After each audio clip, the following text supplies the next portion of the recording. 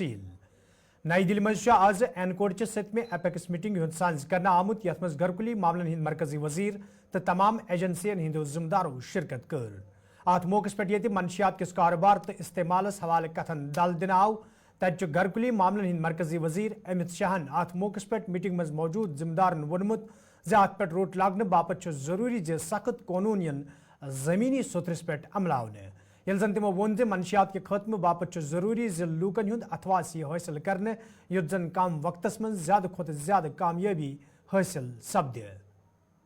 Ground level के मोहरों को आगे रखकर क्राइम सिंडिकेट के मास्टरमाइंड तक जब तक हम नहीं पहुंचेंगे ये नहीं होगा।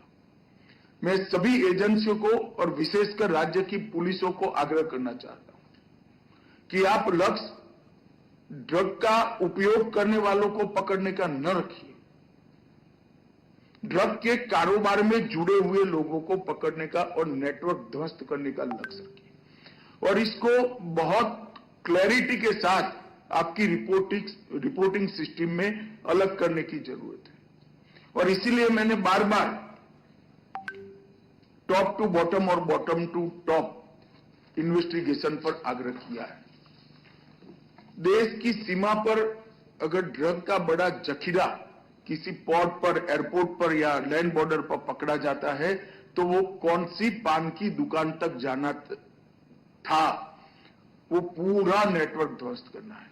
और किसी पान की दुकान पर बच्चों को ड्रग देने वाला एक व्यक्ति या पान की दुकान पकड़ी जाती है तो देश में वो कहां से एंटर हुआ या कहां बना, तब तक के नेटवर्क का इन्वेस्टिगेशन करना चाहिए।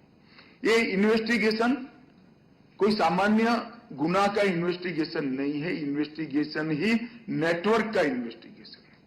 हम छोटे छोटे लोगों को पकड़कर हमें आंकड़े को रिपोर्टिंग करने की आदत अगर डाल देंगे तो मैं नहीं मानता कि लड़ाई को हम सफलता के साथ लड़ पाएंगे। कठोर कानून क्यों बनाए जाते हैं? कठोर कानून एजेंसियों को गुनहगारों के सामने लड़ने के लिए बनाए, पर इसके उपयोग में संकोच नहीं करना चाहिए। और इसकी एसओपी एनसीबी ने अपनी साइट्स पर रखी है। मेरा सभी राज्यों से आग्रह है कि एक बार इसको देखकर अपने अपने राज्य में थ्रस्ट दें। ये जो बैठकें हैं एनकोड की, वो आउटकम बेस्ड और रिजल्ट ओरिएंटेड होनी चाहिए।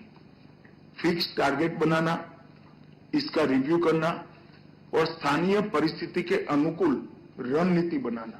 हर जिले का रणनीति इसमें अलग होगा। एक बहुत बड़ा हॉस्टल है तो आपकी रणनीति एक जिले की अलग होगी, एक दरियाई जिला है तो उसकी रणनीति अलग होगी।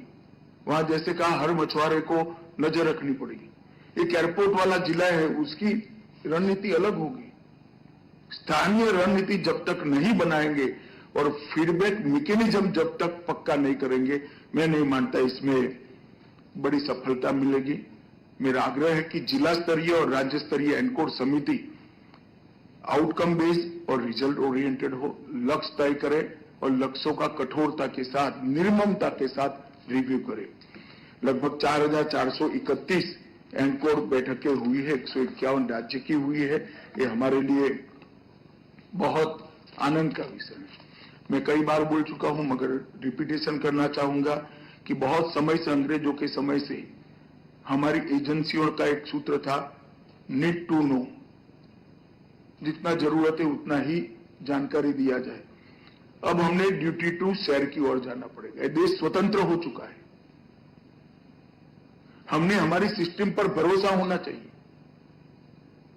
और ड्यूटी टू शेयर का मैं समझ रहा हूं, ये कल्चर बदलते बदलते बड़ा समय लगता है, परंतु मैं मानता हूं कि मैं जब तक हूं मैं प्रयास करता रहूंगा।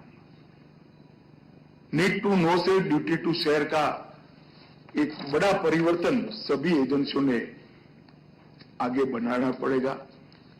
हमारा त्रिकोणीय प्लान ऑफ एक्शन हम लेकर चले, उसको बारीकी से नीचे तक समझा जाए, ऐसा मेरा आग्रह है।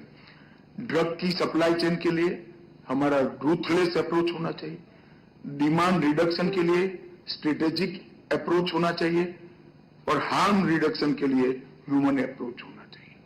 ये तीनों काम अलग है और तीनों के लिए हमारा अप्रोच अलग होगा। जब तक ये नहीं करेंगे हम ये लड़ाई को सफलता के साथ नहीं लड़ पाएंगे।